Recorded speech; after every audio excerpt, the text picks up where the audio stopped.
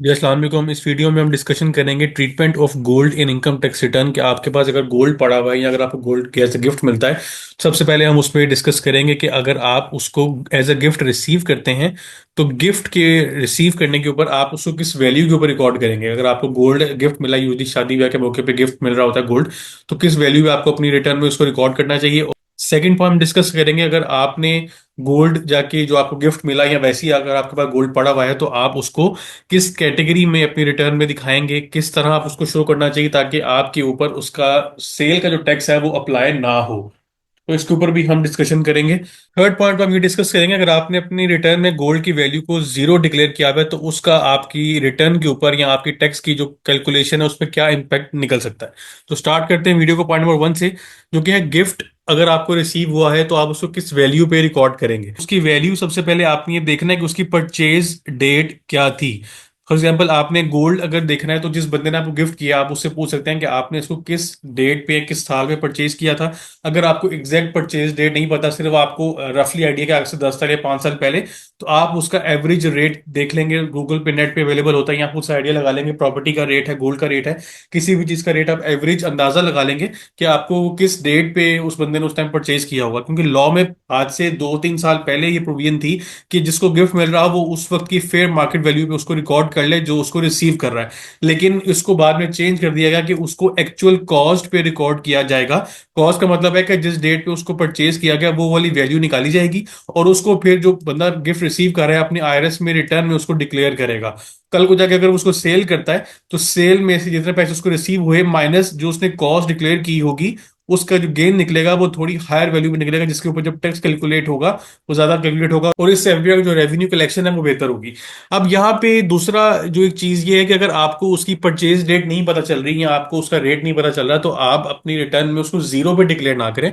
बेहतर है कोई ना कोई आप वैल्यू अंदाजन उसकी रिकॉर्ड कर लें ताकि जब आप उसको सेल करने जाएं, जैसे प्रॉपर्टी है, अगर आप उसको सेल करेंगे तो अगर आपने उसकी वैल्यू डिक्लेयर की होगी तो आपको फायदा होगा, अदरवाइज आपको उसमें फिर नुकसान हो सकता है। सेकंड पॉइंट में हम डिस्कस ये करेंगे कि आपको अपनी रिटर्न में गोल्ड को किस कैटेगरी में रिकॉर्ड करना चाहिए। तो यहाँ पे ऊपर मैंने स्क्रीनशॉट अटैच किया हुआ है, इनकम टैक्स लॉ का सेक्शन नंबर 38 है, जिसके अंदर कैपिटल एसेट्स के बारे में बताया गया। ये जो लिस्ट है ये कैपिटल एसेट्स की है कि कौन कौन से एसेट्स ऐसे हैं जो कि कैपिटल एसेट की डेफिनेशन फॉल करते हैं। इसका मतलब है कि अगर आप इन एसेट्स को सेल करते हैं तो इनको सेल करने के ऊपर आपको गेन आएगा, उसके ऊपर आपको टैक्स देना पड़ेगा। सबसे पहले यहाँ पे पेंटिंग है और बाकी सारी लिस्ट है, जो हमारा फोकस है वो इस पॉइंट के ऊपर है, ज्वेलरी। अब यहाँ पे जो ज्वेलरी लिखा हुआ है, ज्वेलरी के अंदर आपके पास गोल्ड भी आ जाता है, सिल्वर आ जाता है, उसके अलावा डायमंड की ज्वेलरी भी होती है और एक आर्टिफिशियल ज्वेलरी भी होती है जो आप अपने रिटर्न में एज अ ज्वेलरी उसको डिक्लेयर कर सकते हैं। अब इस पॉइंट के बाद जो मिसअंडरस्टैंडिंग काफी लोगों में पाई जाती है वो ये है कि हमने अपनी रिटर्न में जो ज्वेलरी है वो सिर्फ गोल्ड ही दिखानी है, बाकी कोई चीज हम यहाँ पे नहीं डाल सकते। जबकि ज्वेलरी आपके पास मल्टीपल फॉर्म में होती है और आप उसको जब रिटर्न में डिक्लेयर करेंगे तो उसको बेचने के बाद आपको उस पर टैक्स जमा करवाना पड़ेगा अगर आपने उसको एज अ ज्वेलरी वहां पे दिखाया हुआ है अपनी रिटर्न में। लेकिन अगर आप अपनी रिटर्न में जो गोल्ड है उसको एज अ ज्वेलरी शो नहीं करते, आप उसको सिंपल लिखते हैं कि मैंने अपनी रिटर्न में जो मेरे पास जो एसेट पड़ा हुआ है गोल्ड की फॉर्म में, ज्वेलरी की फॉर्म में, वो सिंपल आप उसको यहाँ पे गोल्ड के तौर पे डिक्लेयर करते हैं। गोल्ड के तौर पे डिक्लेयर करने का मकसद क्या है कि वो आपके पास in the form of jewellery नहीं है। ज्वेलरी लिखने का जो मतलब है वो लॉ में क्या है कि कैपिटल एसेट वो वाला टैक्सेबल होता है जो आपके पर्सनल इस्तेमाल में आ रहा हो। अब ज्वेलरी इस ऐसी फॉर्म में होती है जिसको आप अपने पर्सनल यूज में लेके आ सकते हैं।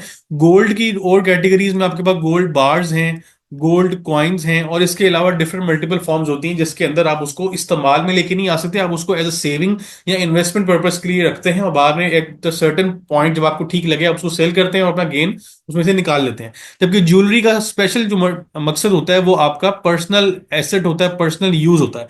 अब पर्सनल यूज वाले जो एसेट्स होंगे उनको बेचने पे आपको टैक्स जमा करवाना पड़ेगा, लेकिन अगर आप अपनी रिटर्न में उसको एज अ ज्वेलरी शो नहीं किया, एज अ गोल्ड शो किया, आगे आप उसको बार या कॉइन ना लिखे सिंपल गोल्ड लिख दें, फ्यूचर में जाके आप उसको जब सेल करेंगे तो इसके ऊपर आपको कोई भी टैक्स नहीं लगेगा, नो टैक्स। क्योंकि ये आपका इस चीज गोल्ड लिखने से ये पता नहीं चल रहा कि आपकी वो चीज पर्सनल इस्तेमाल में थी या आपने उसको अपनी इन्वेस्टमेंट या सेविंग के तौर पे रखा हुआ था, gold bar, gold coins, what ever form.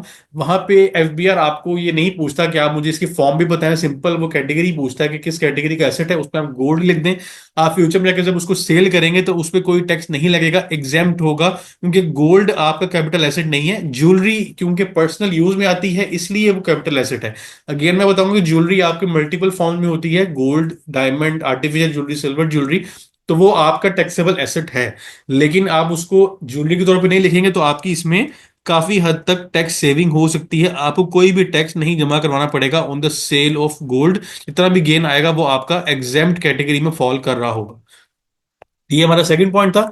Third point में हमें डिस्कस करना है कि अगर आपने अपनी रिटर्न में गोल्ड को, जो आपको एज अ गिफ्ट मिला, ये कोई भी आपका एसेट है, मैं जनरल बात कर लेता हूँ, उसको आपने जीरो वैल्यू पे डिक्लेयर किया हुआ है। अब इसका क्या सोल्यूशन है, क्योंकि अब आप जब उसको बेचने जा रहे हैं तो आपको जो गेन मिल रहा है उसमें आपके पास ज्यादा उसकी वैल्यू निकल रही है, क्योंकि आपने कॉस्ट डिक्लेयर नहीं की। तो सेल में से आपने जब कॉस्ट लेस करनी थी तो यहाँ पे कोई वैल्यू अगर होती तो आपका जो गेन के नंबर है वो थोड़ा सा नीचे चला जाता है। लेकिन यहाँ पे क्योंकि आपने जीरो डिक्लेयर किया तो आपका गेन का जो नंबर है वो पूरी सेल वैल्यू के ऊपर आपको टैक्स अप्लाई हो गया। अब इसका क्या तरीका कि आपने अपने पिछले सालों की रिटर्न में अपने गोल्ड को या किसी भी एसेट को जीरो वैल्यू पे डिक्लेयर किया है, तो आप बेहतर है कि जब आपको आइडिया हो गया कि ये मैंने गलत किया हुआ है, आप अपनी करंट ईयर की रिटर्न में ही उसको ठीक वैल्यू पे रिकॉर्ड कर लें। और दूसरी तरफ आपको मसला क्या आएगा, जैसे अगर आपने एसेट जीरो वैल्यू पे रिकॉर्ड किया हुआ था, नेक्स्ट रिटर्न में आप उसको 1 मिलियन पे रिकॉर्ड करते हैं, तो यहाँ पे आपके पास सबसे पहला क्वेश्चन क्या पूछेगा कि ये जो एसेट आपने वैल्यू डाली है इसके रिसोर्सेज कहाँ है। मतलब आपके नेट एसेट्स में से वो जस्टिफाई होना चाहिए कि वो एसेट आपने अगर बनाया है तो वो आपने किस तरह बनाया। अब उसका एक तरीका क्या है कि आप ऊपर एसेट्स की डिटेल आ रही होती है और नीचे आ रही होती है आपके पास लाइबिलिटीज की डिटेल। ठीक है, अब यहाँ पे आप क्या करेंगे, आप यहाँ पे अगर आपने अपना कोई एसेट को चेंज करना है, 1 मिलियन पे लेके जाना है जीरो वैल्यू से, लेकिन उसके बदले में आपका कोई कैश एक्चुअल में आउट नहीं हुआ क्योंकि आपने गलत वैल्यू पे रिकॉर्ड किया था, उसको आप ठीक करना चाह रहे हैं, लाइबिलिटीज में जाके आप अपनी 1 मिलियन की वैल्यू साथ दिखा दें और इसको आप दिखा दें कि आपने कोई पर्सनल लोन लिया हुआ है, या आप उसको एज अ कमेटी दिखा सकते हैं कि आपने कमेटी डाली हुई है, उसके पैसे पेएबल बैलेंस आपका इतना है। अगले साल की रिटर्न में जाके आप उसको बैलेंस को रिड्यूस करते जाएं। इस तरह अगले 2-3 सालों में अपने बैलेंस को आप, लाइबिलिटीज को जीरो करके एसेट की फुल वैल्यू को आप रिकॉर्ड कर लेंगे और उसमें कोई आपकी एक नॉर्मल ट्रांजेक्शन भी हाईलाइट नहीं होगी। तो ये एक तरीका है ऐसे ट्रांजेक्शन को, ऐसे एसेट्स को अब फुल वैल्यू में लेके जाने का जिनको आपने गलती से जीरो वैल्यू में डिक्लेयर कर लिया था और आप फ्यूचर में जाके अब उसको ठीक करना चाह रहे हैं। तो उसका एक तरीका ये है कि आप अपने एसेट को फुल वैल्यू पे रिकॉर्ड करके उतनी ही अमाउंट की लाइबिलिटी रिकॉर्ड कर लें पर्सनल लोन के नाम से, कमेटी के नाम से, और अगले सालों में जाके उसको रिड्यूस करते जाएं। तो ये तीन टॉपिक्स थे जो कि हमने यहाँ डिस्कस किए गोल्ड से रिलेटेड, जिसमें सबसे पहला ये था कि आपको गिफ्ट वैल्यू पे अगर मिली है तो किस वैल्यू पे रिकॉर्ड करें, कौन सी कैटेगरी में गोल्ड को रिकॉर्ड करना चाहिए आईआरएस में, और थर्ड, अगर आपने जीरो वैल्यू पे रिकॉर्ड किया है तो उसको अब आप किस तरह ठीक कर सकते हैं। क्योंकि अगर आपने उसको जब फ्यूचर में जाके बेचेंगे और आपने ज्वेलरी की फॉर्म में अगर उसको लिख लिया तो फिर तो आपको 100% टैक्स लग जाएगा टोटल सेल वैल्यू के ऊपर। लेकिन गोल्ड लेके डिक्लेयर किया तो फिर आपकी बचत है, आप उसके ऊपर कोई टैक्स अप्लाई नहीं होगा। इंशाल्लाह इस वीडियो में नए टॉपिक के ऊपर डिस्कशन होगा। अपना ख्याल रखिएगा। अल्लाह हाफिज़। मैंने अपने व्हाट्सएप पे चैनल बनाया है सीए पैकेज शेख के नाम से। इसमें जितनी भी रीसेंट अपडेट्स हैं वो आपको एक्सक्लूसिवली यहाँ पे अवेलेबल होंगी, रियल टाइम पे आपसे शेयर की जाएंगी। उसके बाद वीडियो में जो भी मैं डिस्कशन करता हूँ उसको मैं पहले ही ग्रुप में बता दूंगा इंशाल्लाह कि जो आज हम डिस्कशन करेंगे वो किस टॉपिक के ऊपर होगी। उसके अलावा जो भी नई अपडेट्स आएंगी वो इस चैनल के ऊपर आपको उसके लिंक्स या डॉक्यूमेंट्स आपको अवेलेबल होंगे। तो आपसे रिक्वेस्ट है, मैंने लिंक इस चैनल का डिस्क्रिप्शन में ऐड कर दिया, आप उसको जाकर फॉलो करें ताकि आप रिसेंट अपडेट्स के साथ इन टाइम अपडेटेड रहें।